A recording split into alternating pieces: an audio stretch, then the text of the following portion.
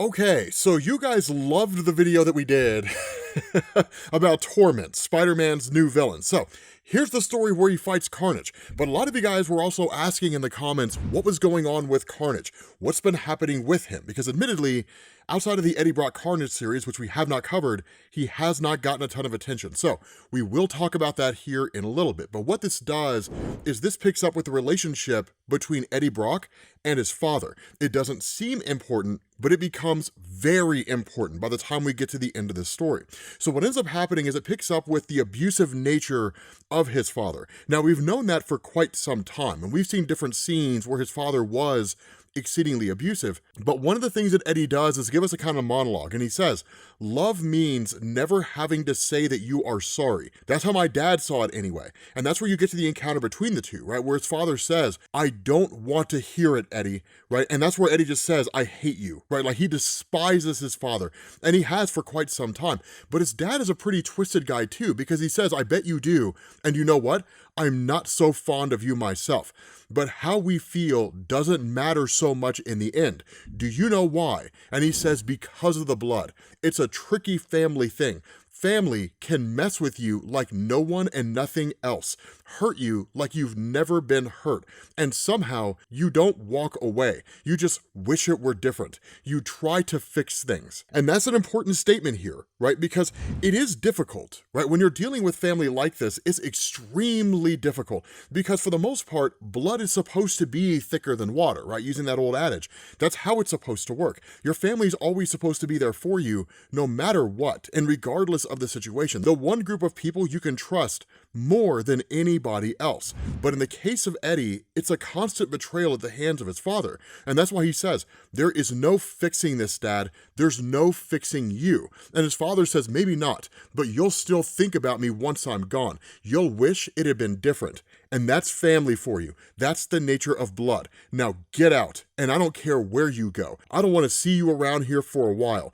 And that's when Eddie says, that was my father, Carl Brock. I wish it had been different because his father's killed, right? And his father's dead at the hands of Torment. And Eddie's kind of flabbergasted by this, right? Despite all the bad blood between himself and his dad, no pun intended, all the animosity and how much he hated his father, at the end of the day, it is still his father, and his father's dead. And that's where the Carnage symbiote just tells him, snap out of it, Eddie, right? Yes, your papa's dead. Your mean, cold, cruel father who hit you more than hugged you. You hated him, and he hated you. But the writing is on the wall. This is Torment, the family killer. What are you going to do about it, right? You only want to kill killers. Well, here you go. After all, like your dearly departed father used to say, this is all about blood. And for a moment, seemingly, Eddie lets Carnage take over, right? He lets that darker side of him reign supreme. Now, that's one of the things to keep in mind. We talked about it in the last video,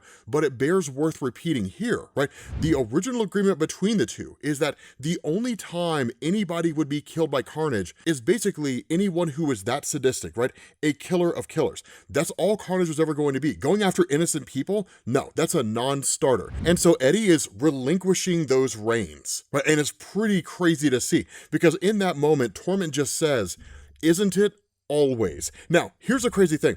One of the big theories that you guys have been having here after the last video that we did is that Torment is actually Muse. Now, I don't know if it is, right? I think it's a cool theory. I think it's really dope. There's no evidence to indicate that it is or it's not. Honestly, I think it'd be kind of cool if Torment was Bullseye. I always wonder what the question would be like if Carnage bonded to Bullseye. I think it'd be kind of dope. Having said that, if it was Bullseye, he'd be a lot more sadistic. He wouldn't just be going after families. He'd be going after any and everyone he comes across.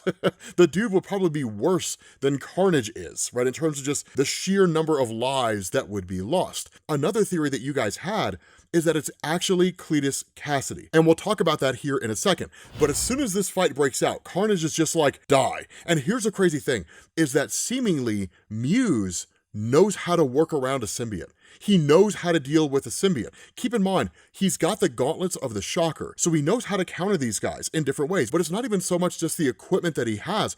Look at how he moves, right? Look at how he bobs and weaves and dodges, right? And he says, so much yelling, let's try listening for a change. He kind of mocks him, right? Fires off these gauntlets and disrupts the symbiote. And that's where Eddie Brock is basically knocked out. Either that or he was already unconscious during this fight. And that's something that we'll talk about here in a second in regards to the relationship between Carnage and Eddie, because Carnage has actually subdued Eddie before and then gone out and done his own thing. It's one of the things that happened in the Eddie Brock Carnage comic. But that's where Muse just says, I know you can hear it. Right? This is what dying sounds like. I could finish you off now, but the spirals are not tight enough. A few more loops, Eddie Brock, for you and your family, and that's all. Then it will feel the way I need it to feel. So there's almost kind of a personal sadism here, right? Almost like it's a kind of compulsion. Now that's where a lot of people are getting the whole theory of Muse being Torment from,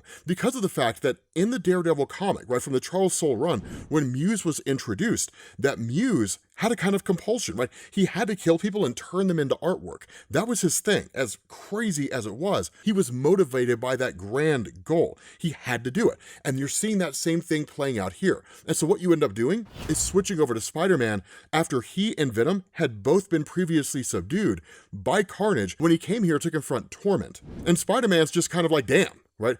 Anyone to get the license plate on that Brock that hit me? Right? But that's where he just says, plenty of folks have X's, and most have one in particular, a biggie, right? Someone in the rear view who's larger than they appear. And that's where Mary Jane Watson just says, are you all right, right? Can you stand? We have to get moving. Right? And that's where Peter just says, Mary Jane is Venom. Mary Jane Watson, someone that I've been closer to than almost anyone in my life, is bonded to an alien symbiote that's tried to kill me so many times that I've lost count. And that used to be a skin-tight costume that I wore without any real clothing underneath, which kind of grosses him out for a minute there. Now, some of you guys seemed a little bit frustrated by the fact that Marvel was focusing a lot on Peter Parker coming to terms with the fact that Mary Jane Watson is Venom. Honestly, it makes perfect sense what Marvel's doing here. I don't know that I disagree with where you guys are coming from, right? Because one of the things to keep in mind about Spider-Man, Peter Parker, and Mary Jane Watson is that regardless of how you slice it, right? The Mary Jane Watson was kind of a 21st century woman, quote unquote, right? Second wave feminist, that kind of thing. So going out into the world, doing her own thing, running her own business.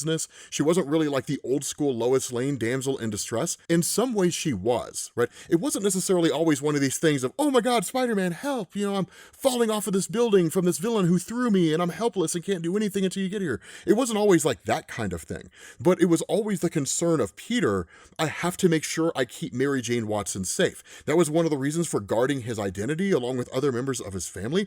And so now you suddenly have Mary Jane Watson thrown into this scenario where she's imbued with a symbiote. More so than that, it was the fact that she almost died, and Peter Parker wasn't really there to help her in that way. You could interpret this, right, as kind of this scenario where Peter is almost aimless as far as Mary Jane Watson goes, right? That she doesn't really need him to protect her in a meaningful way. Well, then now what's Peter's role? What's his job in relation to her? That while they haven't really been a thing for a little while, that whole concept was still there. So I love the development, to be honest with you guys, right? I love the development of what Peter Parker's life looks like now when he's not the person that protects Mary Jane Watson, and Paul, thank God, is no longer in a relationship with Watson in the comics at all. And so it's kind of a cool thing, because at that point, he just makes this offhanded remark, right? At least you didn't bond with Toxin. I mean, talk about a toxic ex. So always the puns when it comes to Peter. But she just kind of dismisses, right? You know, hilarious Peter, we're more concerned about who Eddie Brock decided to bond with, which is Carnage, right? And so as the two of them take off, right, Spider-Man says Eddie's gone through some dark phases, but Carnage is a killer. That's all it is. That's all it exists to do. So why do you think Eddie would choose him? And that's where Venom just says, Carnage and Eddie were both badly injured after their battles with Meridius. It's possible possible that Eddie did not have a choice. Now, let's sidetrack this for a second, because this is a very important part of the conversation, and this kind of fills in what was going on with regards to Eddie Brock in Marvel Comics ever since the end of what was basically Venom War. So first things first, let's talk about the nature of Carnage within Marvel. One of the things to know is that at the end of what I like to call the Null Saga, right? Null the symbiote god, all that kind of stuff. And I call it the Null Saga because by the time you got to the split of Cletus and Carnage, the Null Saga was effectively over, but there were like little aftershocks, right? Little threads, plot threads that were kind of being wrapped up in a few different ways. One of the things that had gone on is that Carnage and Cletus had split into two separate beings, right? So essentially, Carnage was now without a host. And so Carnage basically took off to go on his own quest, and we'll talk about that here in a little bit. For Cletus Cassidy, things were actually very confusing for the Marvel fan base because of how it was being handled by Marvel, specifically because of the fact that the comics were bouncing back and forth between a few different stories. Carnage Reigns, where basically he teamed up with Miles Morales. That was a dope story. It was phenomenal. What ended up happening, though, is that as part of the whole Null Saga, Iron Man had attained what was called the Extrembiate, right? Or the Extreme Symbiote. It was effectively a symbiote dragon that had been captured by Iron Man that was originally created by Null, and Iron Man ended up bonding with it and basically turning it into a new Iron Man suit. By the time he got to the end of the Null Saga, Cletus Cassidy, who was now without Carnage, had bonded to the Extrembiate itself. And so what Cletus did was kind of walk away and do his own thing. He ended up going back to St. Estes and then taking up residence there, and then using the Extrembiate, basically turned the building into an extension of himself. And it was kind of crazy because he just kind of sat there in the house and would just like wait for people to wander in. And regardless of what reason they were there for, he would essentially torture them and then just drive them to take themselves out. And he did that for quite some time until he met his clone. Now, that's where the story of Carnage comes into play. And so while Cletus Cassidy is just sitting in that house being crazy, that what the Carnage symbiote did was go out and then basically try to attain godhood. And it did this in a variety of ways. One of the things that it had done was actually traveled across the 9 realms and take out beings with various levels of power, all of which was happening before and while he learned about the nature of Meridius. Now, we don't have to go into detail about the nature of Meridius. Suffice it to say, Meridius was incredibly powerful, right? And the goal of Meridius was to kind of reconstruct all of reality, for lack of a better word. There was certainly more to it than that, but for this discussion, that explanation is good enough. What ends up going on is that as Carnage goes through and starts attaining these levels of power, it's doing things like going after Malekith, but basically it's grabbing codices, right? Anybody who has ever been a host for a symbiote, whenever that symbiote leaves them, the codex gets left behind. And so it's basically power that Carnage was taking. Along the way, he ends up like going into the multiverse and then hunting down various versions of Venom across the multiverse, each version having an immunity to whatever weakness Venom symbiotes and symbiotes as a whole traditionally have. And so by the time he's done with this quest of acquiring codices and traveling the multiverse, he basically comes back more powerful than he's ever been and immune to every weakness that every symbiote has, all for the purpose of taking out Meridius and then replacing him. The problem is that while he fancies himself a god, he ends up going on a kind of side quest, and he ends up coming across the Lord Librarian, who's basically this guy that catalogs all these books about gods and things like that. If I remember correctly, he was introduced in Jason Aaron's run on Thor, but it was basically Carnage learning what it means to be a god. And he's told by the Lord Librarian, you're not really a god at all because no one worships you. You just have an incredible level of power. And so what ends up happening is Carnage side quests everything, comes back to Earth, and then creates a clone of Cletus Cassidy, and then goes on this kind of campaign to start gathering followers, right? Building a sort of cult following around himself, because with worshippers, he would truly become a god. That's where the real Cletus Cassidy comes into play, because while he's sitting in that house, he learns that clone of him is out there, and then he goes to confront his clone. All of that, all those plot threads, end up going directly into Venom War. Now, that fight between Cletus Cassidy and his clone actually takes place in Carnage Volume 4, Issues 2 and 3. And technically that fight happened after Cletus Cassidy had died and then came back. If I recall correctly, it was basically Marvel just reworking the story in a way that allowed them to remove the Extrembiate, which allowed Cletus Cassidy to inject him with what was basically the power of anti-venom, which would allow him to overcome Carnage. And so at the end of Carnage Volume 4, Issues 2 and 3, Cletus Cassidy was seemingly killed by the Carnage symbiote itself.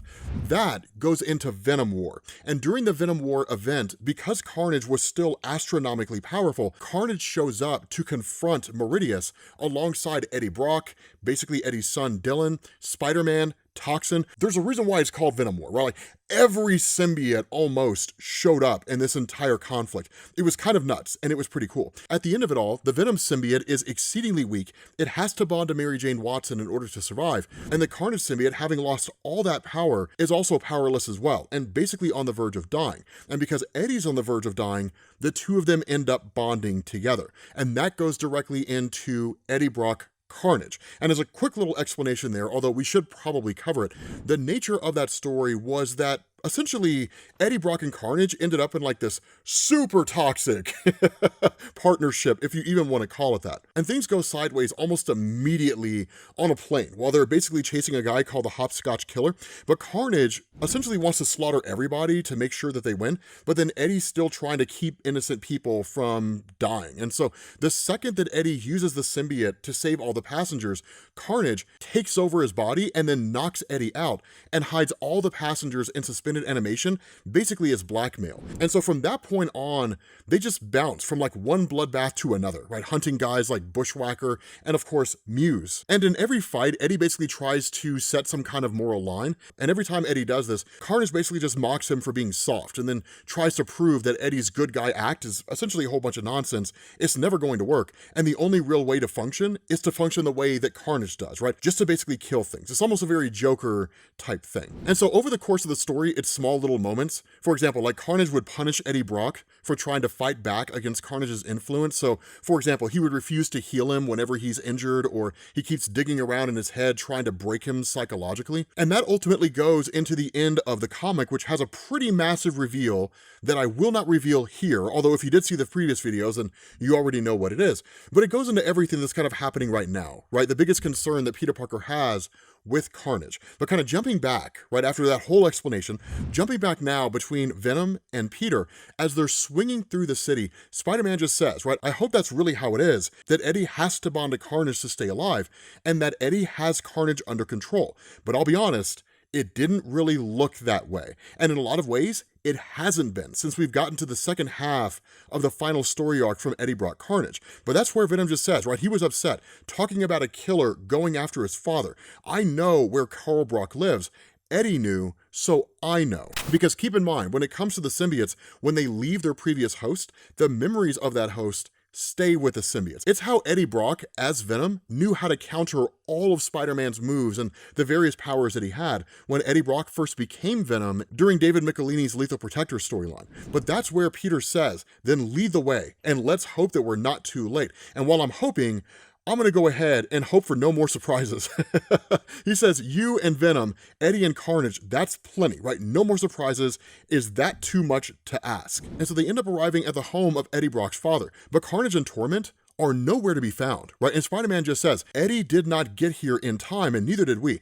I won't shed tears for Carl Brock. The guy was a dick. But from what little Eddie told me, he sounded like a monster, right? But this is ugly. And so he says, we need to find whoever did this now. And so at that point, Venom just says, we might already know, Peter. We could be seeing this all wrong. Now, here's the crazy thing, right? Mary Jane Watson says, Eddie said a killer was going after his father. Carnage is a killer. And so Peter asks, right, do you really think that Eddie did this, right? I know he and his dad weren't close, but Mary Jane just says he hated him, Peter.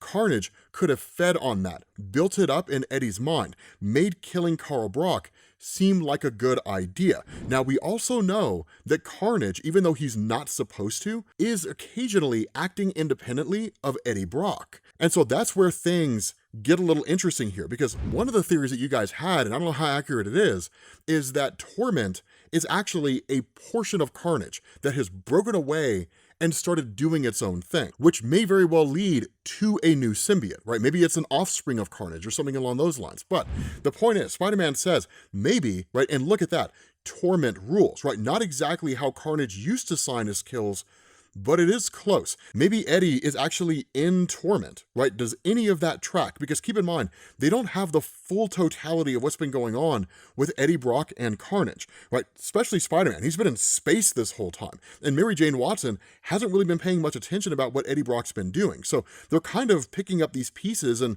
putting this puzzle together as they go through here. And so Spider-Man just says, by the way, right, let me know if you get the urge to write on any walls. But again, Mary Jane Watson just says, hilarious, Peter, we have everything under control. We know exactly what we are doing. I promise, because it's the first real meaningful time that she's been in a symbiote or possessed by a symbiote. And as we know from Eddie Brock, when he first became Venom, he was driven by rage, right? And so it very much became an all-encompassing part of him. But something else that I want to point out here is, as easy as this is to dismiss, Marvel has been going along and evolving the symbiotes as time went on. And so while individuals can influence the symbiotes also have a long-standing history of influencing individuals. Peter has a very intimate understanding of Venom, so these are the kind of things that he's concerned about. And so at that point, they just end up whisking away. And that's when you pick up with Carnage confronting Torment yet again, right? And he says, Torment, I am not finished with you. We have business. You think you can do that to us, right, to me, and just run away? I can smell killers, and I can smell you, Torment. I know that you are close. And he grabs a truck and flings it into a radio tower on top of a building, and the whole time just screams, where are you, right? I will find you. And he does. He 100% finds Torment, but he says there's no hiding from us. Carnage is coming. And so while all that's going on, you have these people tending to a community garden, and this radio tower just starts to come crashing down on them. And when that happens, of course, Spider-Man and Venom show up just in time to basically web the whole thing up and keep these folks from being killed. And so where there's some banter back and forth between Mary Jane Watson and Peter, right, where she starts to realize that when the joking becomes more consistent, it means Peter is getting more nervous, and she basically points that out. She tells him to focus, and he says, I am focused. There's Carnage right there. And like, they immediately go chasing after him. The whole time, Carnage has a singular focus. All he wants is to find Torment, nothing more, nothing less. And that's why he keeps saying things like, you cannot hide from me. And so when Venom and Spider-Man show up to confront Carnage, they don't show up as enemies. They actually kind of show up as allies, right? And Peter says, Carnage, you need to slow down. You are out of control. And Venom just says, we know about Carl, but you cannot put innocent lives in danger. And Carnage just says, I am going after Torment.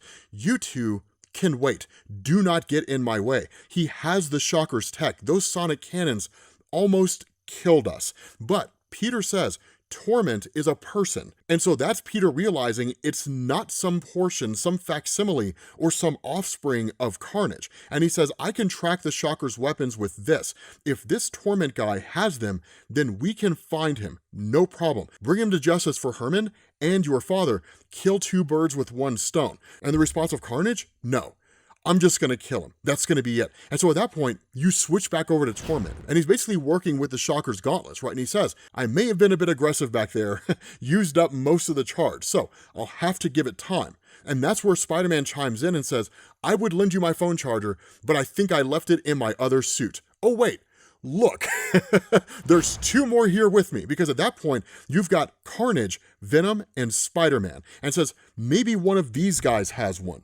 And so at that point, Torment goes to fire off a shot and says, don't make me do this, right? It's not time yet. It's not time for this, right? The spirals are not tight enough. And Carnage just says, don't worry, Torment. It's me, your old pal Carnage. And so in that moment, Carnage ends up webbing up Spider-Man and Venom, right? Just sticks him to the wall. And by the time Spider-Man picks up on it from his spider sense, it's too late. And so Venom just says, like, what are you doing? And at that point, Carnage just says, Eddie isn't doing anything, my dear. In fact, Eddie isn't here right now.